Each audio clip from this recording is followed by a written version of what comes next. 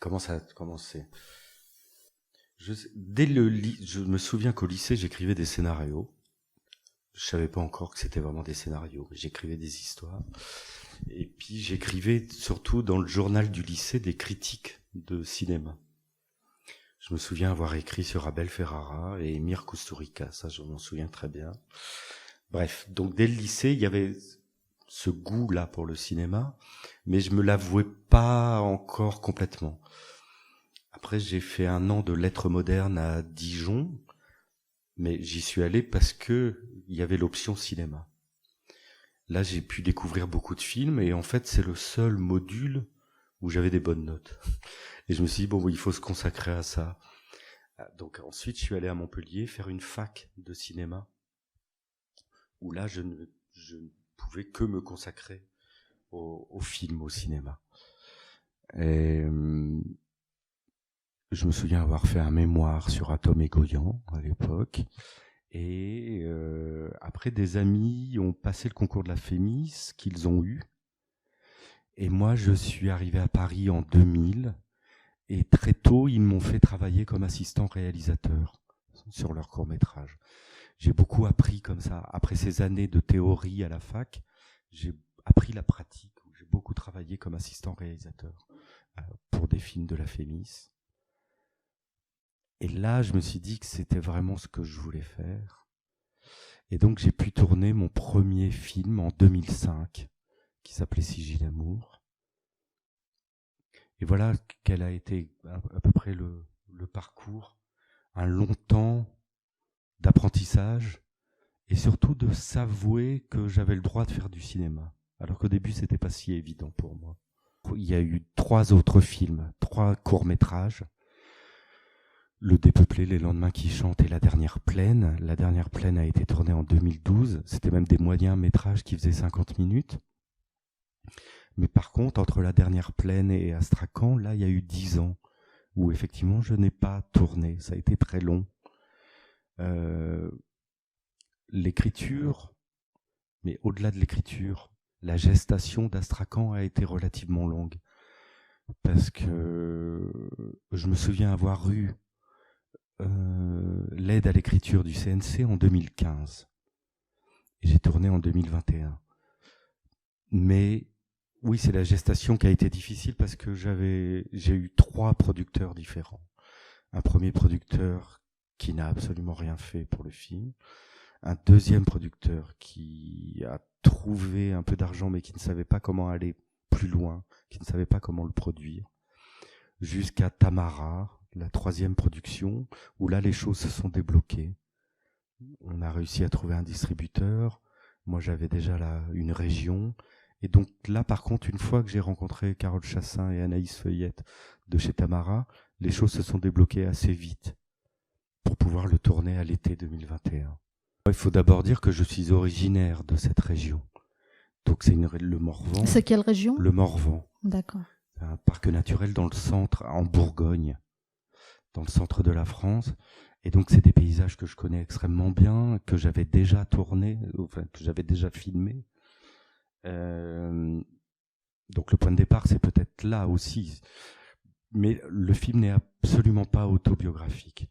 Il se trouve que le Morvan a accueilli pendant de très nombreuses années des orphelins. On appelait les nourrices morvandelles. Le Morvan était une terre très très pauvre et pour faire venir de l'argent, ils ont trouvé ce moyen-là. Les femmes du Morvan étaient réputées robustes ou je ne sais quoi. Et donc une véritable entreprise s'est mise en marche de ces femmes qui se sont mis à accueillir énormément d'orphelins. Et le point de départ de mon film, c'est ça, c'est cette histoire de rencontre entre 2 vulnérabilités, ces femmes qui avaient besoin d'argent et ces enfants qui, eux, avaient besoin d'affection.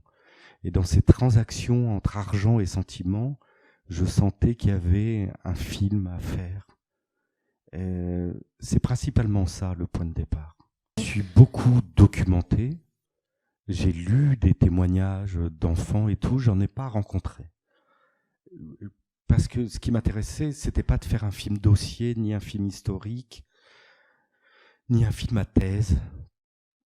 Donc je crois beaucoup trop à la fiction pour ça, donc je voulais me sentir libre pour raconter le parcours de l'un de ces garçons. Réincarner l'un de ses enfants pour échapper à une ligne dans les manuels d'histoire. Et oui, réincarner le corps de l'un de ses enfants et raconter cette histoire. Mais elle est inventée. Elle ne part pas de faits réels. C'est très important pour moi. Ces films-là, on va les citer, que ce soit Mes petites amoureuses de Jean Eustache, Mouchette et l'argent de Bresson, ou L'enfance nue de Maurice Pialat. Mais j'en citerai d'autres. Il y a un cinéma que j'ai découvert tardivement, qui est le cinéma de Gérard Blin, qui a fait très peu de films, qui en a fait 7, mais qui est devenu très très important pour moi et primordial dans mon approche d'Astrakhan. Et donc des films comme Pierre et Djemila ou Un enfant dans la foule ou Le Rebelle sont vraiment primordiaux pour moi. Mais aussi Brissot, De bruit et de fureur, c'est un film très important.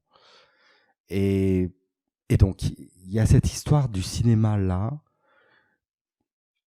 Ça m'intéressait de partir de cette histoire pour intégrer mon film dans cette histoire du cinéma-là. Il me semble qu'avec tout ce cinéma français des années 70, quelque chose a été rompu, un dialogue a été rompu, et moi ça m'intéressait de reprendre ce dialogue. J'ai l'impression que ce cinéma a beaucoup de choses à nous dire, à nous montrer, et je comprends pas trop que le dialogue soit rompu. Et le mot dialogue est important, c'est que j'envisage vraiment ma relation avec ces films comme un dialogue. C'est-à-dire que je ne cherche pas à faire un film à la manière d'eux. Ça n'aurait aucun sens de faire un film comme Bresson aujourd'hui, quoi. Mais par contre, de les prendre comme point de départ. Donc, de ne pas les prendre comme des références clôturées, finies, mais plutôt ouvertes, qui nous donneraient un legs, comme ça, qui nous lèguerait quelque chose. Et ben, ça m'intéressait d'aller récupérer ça et de dialoguer avec ce cinéma-là. Et d'ailleurs, si j'emploie Lisa Heredia, qui est la collaboratrice et l'actrice de Brissot, ou de Paul Blin, qui est le fils de Gérard Blin, que je prends dans le rôle des grands-parents, c'est une manière d'inscrire le film directement dans cette histoire et de dire d'où je filme. Moi, j'aime beaucoup les films qui ont conscience de ça, d'où ils filment, et qui ont une conscience qu'il y a une histoire avant eux, et comment ils s'inscrivent dans cette histoire. Mais ça m'intéresse de partir de ces références pour essayer d'aller ailleurs. On en parlera certainement, mais les 10 dernières minutes du film décollent, si on peut dire, s'envolent de ce premier statut du film qui serait naturaliste ou s'inscrirait dans une histoire trop précise. Les 10 dernières minutes permettent d'échapper et au film de s'envoler vers autre chose. Je pense que le final, pendant le tournage on l'appelait l'épilogue, permet de décoller toutes ces références-là pour devenir aussi enfin un film propre, apparent. C'est un film de David de Pesville en 2022, quoi. C'est dès l'écriture, c'est pas du tout quelque chose qui s'invente au montage. C'est dès l'écriture, les 7-8 dernières pages du scénario n'étaient plus qu'un flux comme ça, plus du tout séquencé, n'était qu'un flux d'images qui abondait, assez proche d'ailleurs des images qui sont dans le film. Donc oui, c'est dès l'écriture que je voulais cette envolée lyrique et cette envie presque de cinéma primitif, avec plus de dialogue, que de l'image, du son, de l'image, de la musique plus précisément, et du montage. Donc ça, c'est très tôt dans le projet. Puis j'aime beaucoup les films en 2 parties, moi, avec une deuxième partie qui interroge la première, comme pour remettre la perception un peu en doute. Qu'est-ce qu'on a vraiment vu ? Enfin, j'ai l'impression que ça sollicite un spectateur actif. Et moi, en tant que spectateur, j'adore ça, par contre. Quand un film a besoin de moi, me demande de participer. Et c'est ça que je voulais recréer avec cette dernière séquence. Donc c'est dès le début, c'est pas du tout quelque chose qui s'invente au montage, c'était très écrit en fait. Encore une fois, bon, il faudrait voir le film, mais c'est une réelle envolée. il y a pas du tout de musique dans le film. Et par exemple, les 10 dernières minutes, il y a un Agnus Dei de Bach. Voilà, et le morceau est en entier pendant 10 minutes. Et d'un seul coup, le montage d'ailleurs devient différent. Parce que d'habitude, la musique est employée un peu pour illustrer les images ou pour l'accompagner, mais en tout cas, elle est soumise aux images. Et là, c'est l'inverse. Je voulais que le cinéma se soumette à cette musique, et donc c'est les images qui s'adaptaient, et donc c'était en fonction des rushs, en fonction des plans qu'on avait tournés spécialement pour cet épilogue, il fallait que ça soit eux qui se calent sur la musique, et non pas la musique qui se cale sur eux. Et donc c'était une toute première approche, et c'était peut-être au montage d'ailleurs la partie la plus délicate, parce que là il fallait inventer quelque chose dont on n'a pas l'habitude en fait. Et donc il fallait absolument que cette dernière séquence permette au film d'échapper à une condition, à un statut, soit trop social, soit trop naturaliste, soit qui empêche le film d'être rangé dans une case. Et il se trouve que dans cette dernière séquence, le film devient synchrone avec son personnage principal, Samuel. Les deux finissent, grâce à cette envolée, à échapper à leur sort, à échapper à leurs conditions. Et c'est en ça que cette dernière séquence était très importante, pour leur permettre, et au film et à Samuel, de se libérer. Mais justement, c'est un fin ouvert, c'est-à-dire qu'on a accompagné ce personnage sur un parcours, je ne sais pas quelle durée de sa vie Pour moi, c'est un été, un hiver, un autre été. D'accord. Mais à la fin, il n'y a pas de solution où on ne sait pas en fait qu'est-ce qui va lui arriver après. Non. On le laisse un peu comme ça dans toute cette situation qu'on a. Mais c'est aussi quelque chose que j'aime en tant que spectateur. Donc en tant que réalisateur, ça me plaisait d'ouvrir cette fin sans que les choses se résolvent pour autant. Mais quand même, ce dernier plan, sans tout révéler, mais quand même, Samuel qui sort la tête de l'eau, puis qui se met à nager en direction d'une famille, laisse présager qu'il y a une phrase de Bachelard que j'aime vraiment beaucoup, que je cite souvent, mais qui dit « Je serai un habitant du monde malgré le monde ». Et bien là, pour moi, Samuel, c'est ça. Il décide d'être un habitant du monde malgré le monde. Et donc, il prend quelque chose en main, son destin, en nageant comme ça vers un futur, vers un avenir. Donc, pour moi, la fin est relativement, comment dire, lumineuse quand même. Elle est ouverte, mais je pense qu'elle est remplie d'espoir. Ouais, si vous dites lumineuse, remplie d'espoir quand même, pour des gens qui n'ont pas vu le film, peut-être que c'est trompeuse. Du dernier plan. Oui. Je parle juste du dernier plan. Parce que c'est un film quand même très, très noir, très triste. Oui, c'est vrai. Non, c'est un film très dur, mais j'espère, je le dis souvent dans mes présentations au festival, j'espère que le spectateur peut être sensible à la lumière, aux éclats de lumière, dans cette dureté-là, dans cette obscurité-là. J'ai voulu, malgré ce récit parfois un peu cru, un peu dur, j'ai voulu vraiment y mettre de la douceur, de la sensibilité, pour échapper justement à une forme d'obscénité. Moi, ça m'intéresse pas du tout d'être sadique avec le spectateur, de lui faire du mal et tout. Ça m'intéresse pas du tout. Au contraire, étonnamment, j'avais envie aussi de douceur. C'est pour ça que les parents, par exemple, ou la famille adoptive, il fallait les rendre plus complexes qu'un simple couple de Thénardier maltraitant pendant 1h30. Tout ça est plus complexe que ça. Ils sont capables de gestes exaspérés et exaspérants, mais dans la séquence d'après, ils sont aussi capables de se plier en 4 pour pouvoir envoyer ce gamin en classe de neige.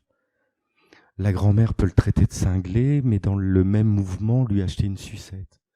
Donc tout ça est plus complexe et n'est pas que dur ou que sombre. J'espère en tout cas que le film échappe à ça et que oui, il se dégage de là une forme de lumière et que ce gamin-là, le film voudrait célébrer les capacités qu'a Samuel à se relever de chaque épreuve. Et en fait, il endure, ce gamin-là, mais il se relève à chaque fois. Et donc, je crois que la lumière peut venir de là, sa capacité, bon, résilience, c'est un grand mot, mais sa capacité à se relever, à transcender. La fin, c'est ça aussi. Les 10 dernières minutes, je voulais que quelque chose se transcende. Et ça, c'est le cinéma qui peut faire ça.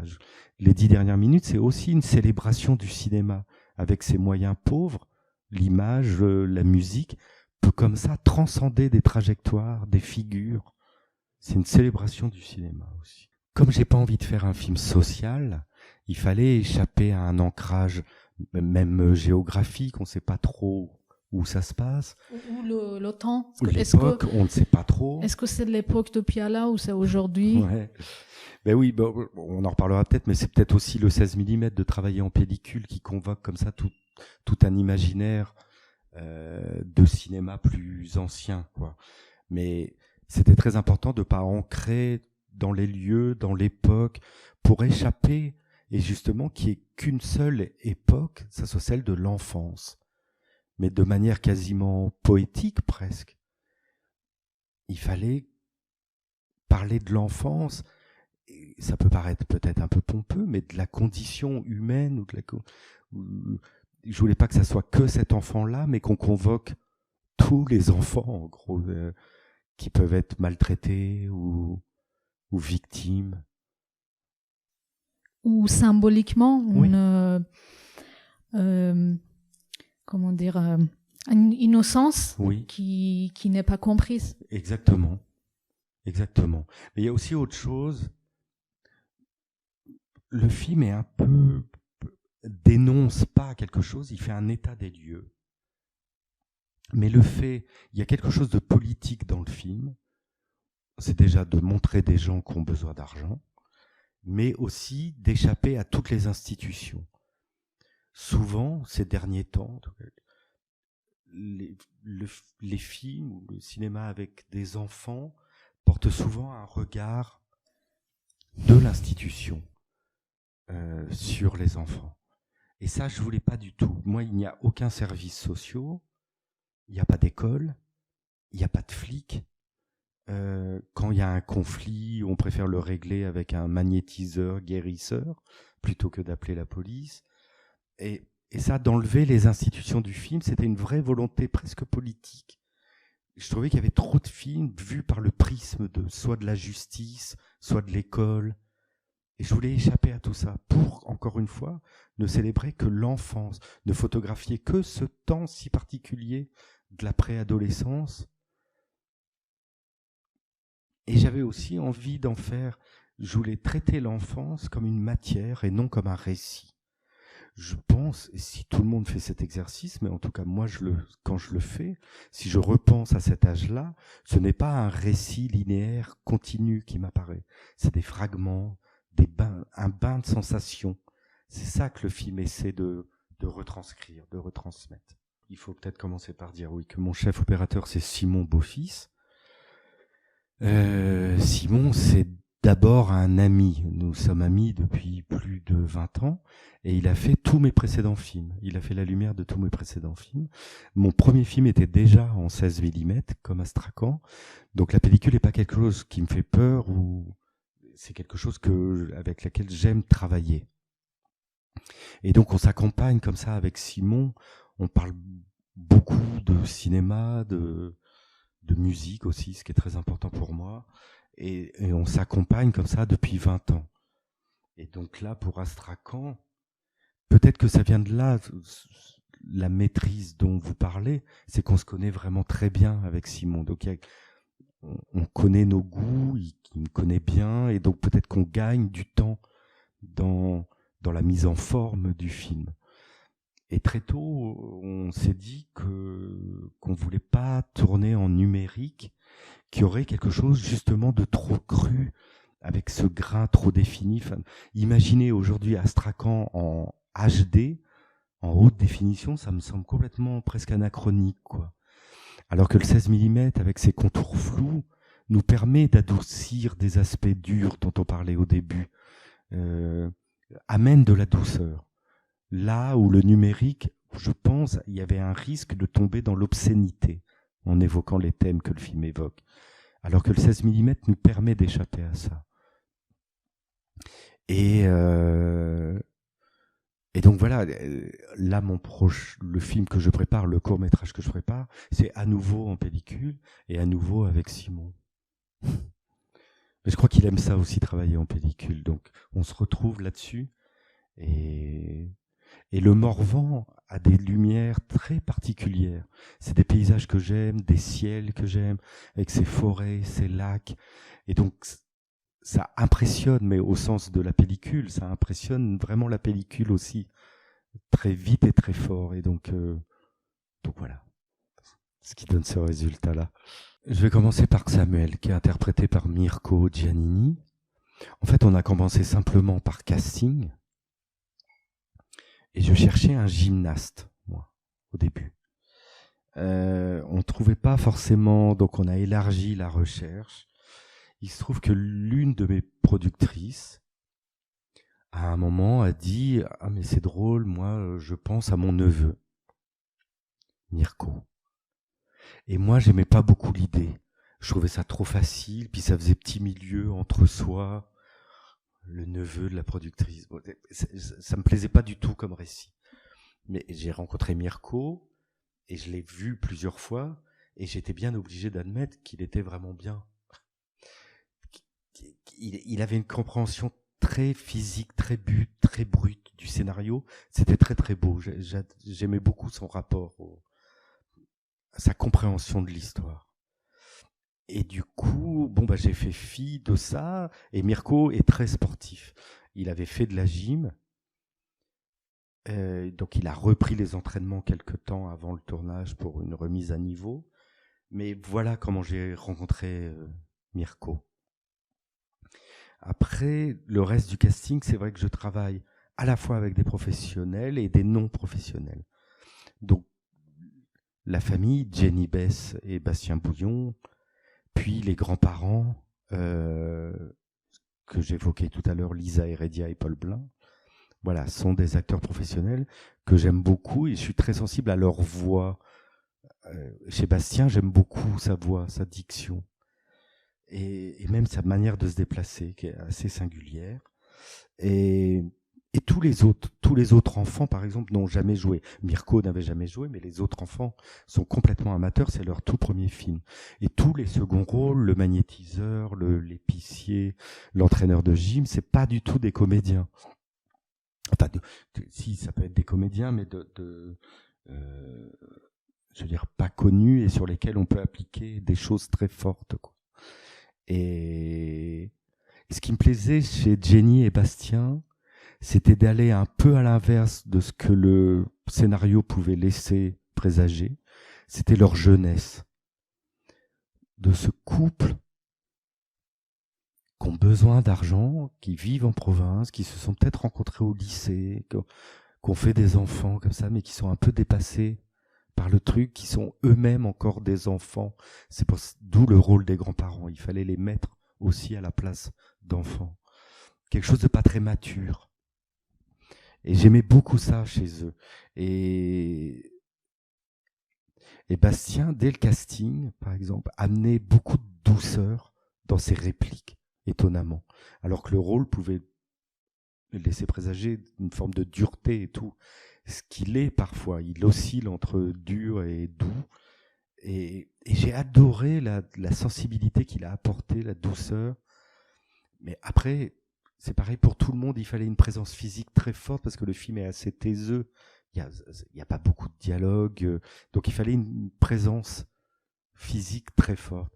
Et que ça soit Jenny ou Bastien ou Théo Costa Marini qui joue l'oncle, ont ça. Ont d'emblée une présence, une voix, un regard, qui fait que moi, tout de suite, je m'attache, oui. Ils ont cette dureté, et en même temps, ils permettent quand même, oui, une forme d'empathie, ou une forme de... Je pense que ça passe par la jeunesse, peut-être, leur jeunesse. Il y a quand même quelque chose de traumatique dans le film. Il y a cet oncle qui abuse du plus grand fils de Bastien et Jenny. Et il y a sûrement Samuel qui se fait aussi abuser à un moment dans le film. Et donc, au lieu de filmer ça de manière sordide ou je sais pas quoi, ce qui m'intéressait, c'était de montrer les répercussions de ce trauma, jusqu'aux répercussions dans le corps de Samuel. Et il y avait une deuxième raison, c'est que souvent au cinéma, on fait des enfants un voyant, celui qui voit, et à juste titre. Donc surtout les yeux. Moi, j'avais envie de convoquer le corps entier. Donc il y a la peau, il y a l'épiderme beaucoup, avec les traces des coups qui tombent dans les orties, quelque chose de très physique. Il y a aussi donc les intestins, jusqu'au cerveau, il y a l'haleine qui joue un rôle, jusqu'au cerveau même, au subconscient, dans cette séquence finale où on rentre dans la tête de Samuel presque. Et ça me plaisait beaucoup, parce que je crois aussi au cinéma comme expérience physique. Donc ça me plaît beaucoup de convoquer le corps entier de l'enfant, qui est quelque chose de physique, de brut. Et j'ai oublié la question. C'était ça, je pense Ouais. que vous avez répondu.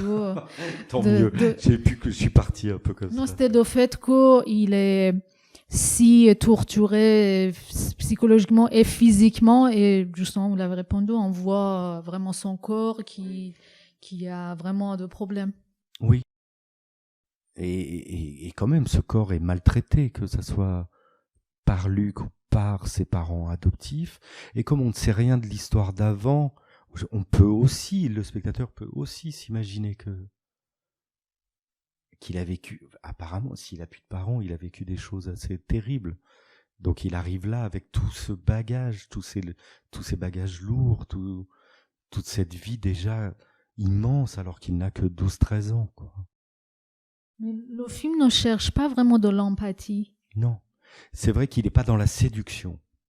Moi, il était hors de question de faire aussi un enfant adorable. C'est même l'inverse.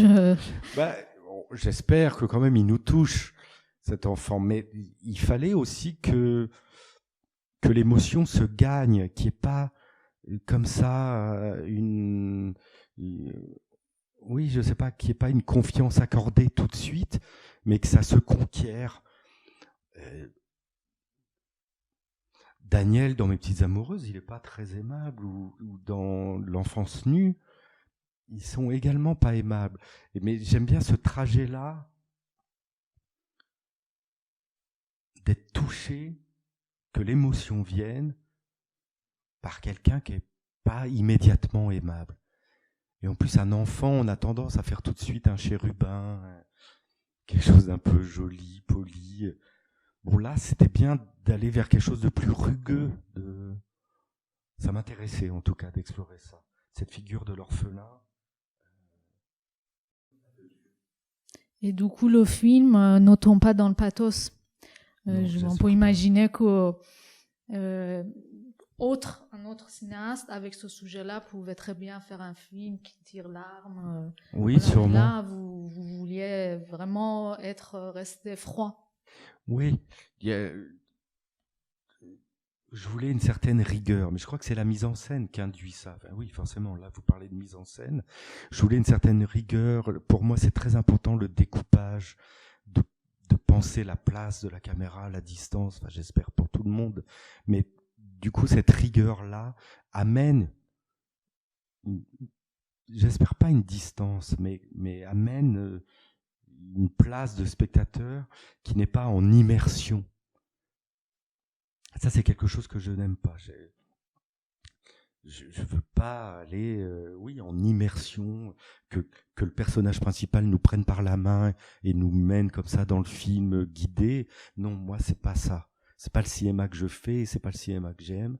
Donc, ça peut être une forme de froideur, mais j'ai l'impression que c'est pas non plus ça. Enfin, on n'est pas chez Haneke avec cette rigueur très. Mais bon, chez les cinéastes que j'aime, comme Bresson ou les premiers Piala et tout ça, il y a cette rigueur, cette dureté. Mais parce que le monde est comme ça, quoi. Je crois. Quand j'utilise une musique de messe comme l'Agnus Dei de Bach, je sais très bien que ça convoque des images religieuses. Et il y a une certaine religiosité dans le film. La prière avec le grand-père, la communion. Mais ce qui m'intéresse, moi, dans la religion, c'est pas vraiment la religion, c'est les rituels. J'aime beaucoup, la grand-mère fait un signe de croix sur le pain. Je sais pas, ces gestes me semblent étranges, un peu magiques. Même le guérisseur, comme quand il s'occupe, il lit une petite Bible pour s'occuper de Samuel et le guérir. Voilà, les rituels, l'étrangeté, c'est pas tant la religion, j'ai pas un discours sur la religion, ou même l'église, ce que j'aime, c'est que je trouve que ça ressemble à une salle de cinéma. C'est très rare les gens qui sont tous assis dans le même sens et qui regardent vers une même direction. Et donc ce qui m'intéresse là, oui, c'est le rapport un peu à la salle de cinéma, au spectateur, plutôt que la religion elle-même. Mais parce que je dois avouer que des fois on est un peu surpris aussi par soi-même. Je pensais pas que le film allait être autant empreint de religion. À l'écriture ou en le tournant, je m'en suis pas rendu compte. C'est au montage où d'un seul coup ça me paraissait très voyant, tous ces signes religieux. Donc j'étais moi-même le premier un peu surpris de ça. Il se trouve que j'ai une éducation catholique. J'ai vraiment pris beaucoup mes distances avec ça, mais j'imagine que ça ressort. Voilà, ça doit me dépasser un peu et ça laisse des traces en tout cas, visiblement. Ça me rappelle un entretien avec Bruno Dumont au sujet d'un de ses films, que je trouve peut-être son meilleur, qui s'appelle Adwich. Et il dit qu'il se revendique, Dumont, toujours athéiste. Il dit que moi je suis athéiste, etc. Néanmoins, j'ai droit totalement de parler de la religion et même avoir de foi. Et il dit, c'est un entretien très intéressant à ce sujet, parce qu'il est philosophe, Dumont est prof de philosophie, mais il dit que les gens athéistes, il faut le laisser droit d'en parler de foi ou. Oui, bien sûr. Voilà, c'est très complexe. Oui, complètement, mais je suis complètement d'accord avec ça. Et en plus, faut pas complètement mésestimer encore le poids de la religion aujourd'hui. Tout le monde dit que c'est fini, enfin, je sais pas quoi, que plus personne va à l'église et tout. Moi, je trouve qu'il y a encore beaucoup de traces de persistance de tout ça, quoi. Que la France est encore quelque chose d'un peu catholique, archaïque. Enfin, et pourquoi pas? J'ai pas de jugement là-dessus, si vous voulez. C'est un état des lieux, quoi. Mais ça me semblait juste de pas du tout évoquer ça dans ce milieu rural. J'aurais l'impression de pas tout raconter. C'est pas vrai. Il y a encore beaucoup de traces de la religion dans certains milieux, quoi. Donc je trouvais ça plus juste d'en parler, de l'évoquer. Et quelque part, ça vient de Bresson aussi encore, comme votre film, on peut le qualifier de post-Bresson, comme des films de Dumont également. Et que Bresson avait un rapport très particulier avec Bernanos, l'écrivain qui a adapté, oui. Et qu'il avait ce rapport très sombre oui. avec la croyance religieuse. Mais oui, et chez moi, c'est source d'émotions très très fortes. Ça doit convoquer quelque chose de mon imaginaire ou je sais pas quoi, mais c'est des émotions très très fortes, des gens qui se battent avec la foi ou qui se posent des questions, ou le jansénisme de Bresson. Je trouve qu'il y a là-dedans une humanité, bizarrement, qui se dégage, un humanisme de ça, une tentative de compréhension de l'autre, en tout cas un trajet vers l'autre, que je trouve hyper beau, et qui est débarrassé de tout prosélytisme religieux ou je sais pas quoi, qui s'intéresse juste au geste d'aller vers l'autre, soit physiquement, soit en essayant de le comprendre. Et Bresson, je sens ça, cette manière d'aller vers l'autre, de l'observer au plus juste, à la bonne distance, avec surtout cette histoire de bonne distance, de bonne hauteur. Pas jamais en surplomb, jamais en dessous. C'est très beau cette manière d'aller vers les autres. Et le titre du film, Astrakhan, qu'est-ce que ça veut dire? Oui, Astrakhan, il faut peut-être rappeler, effectivement, c'est le nom qui désigne la laine noire des agneaux. On en faisait des manteaux, des manchons à l'époque. Heureusement, aujourd'hui, c'est interdit. Parce qu'en fait, on provoquait la mort de ces agneaux pour obtenir cette laine si précise. Et donc, on pouvait tuer l'agneau dans le ventre de leur mère pour obtenir le fœtus et cette laine si particulière. Donc, il y a quelque chose là-dedans de très dur. Mais dans ces agneaux sacrifiés, il y avait quelque chose de l'enfance sacrifiée tel que le film l'évoque. Donc j'aimais ça. Et puis en plus, je cherchais le nom d'une matière, encore une fois. Tout ça pour convoquer les sens au plus vite, comme de tourner en pellicule. La pellicule, c'est la peau, donc il y a quelque chose de sensoriel. De donner un nom de matière, Astrakhan, à nouveau, ça convoque les sens. Et enfin, Astrakhan, ça pouvait presque ressembler au nom d'un pays imaginaire. Et j'aimais beaucoup cette idée, ça permettait d'élargir le film justement pour ne pas assigner le film à une condition trop précise ou trop petite. Il y avait là comme une envie de poésie, d'évasion, de choses plus grandes. Voilà ce que c'est Astrakhan, c'est le nom de cette laine noire, de ces agneaux morts-nés. C'est vrai que il y a comme ça, l'agneau noir apparaît vraiment à la fin, dans une séquence, et il y a quelque chose surtout de très symbolique. Là, je fais confiance aux puissances symboliques du cinéma, en filant cette métaphore tout le long. Astrakhan, l'agneau de Dieu en musique, l'apparition de cet agneau noir qui pourrait être aussi un canard boiteux, un mouton à 5 pattes, en tout cas quelqu'un qui n'a pas sa place, qui est un peu à part, et qui rappelle évidemment le personnage de Samuel, qui cherche sa place dans ce monde-là, quoi. Donc oui, il y a quelque chose du sacrifice ou du sacerdoce, mais c'est presque des termes un peu trop religieux. Je voudrais pas enfermer le film non plus dans cette lecture-là, parce que encore une fois, c'est la musique, on peut dire, le tempo de tous ces petits rituels, le temps de la prière, le temps de la messe. C'est les rituels qui m'intéressent, les rites. Comment vous situez votre film dans le paysage global du cinéma contemporain français? Parce que moi, je peux constater en tant que spectateur que de genre de films que vous faites ont un certain naturalisme.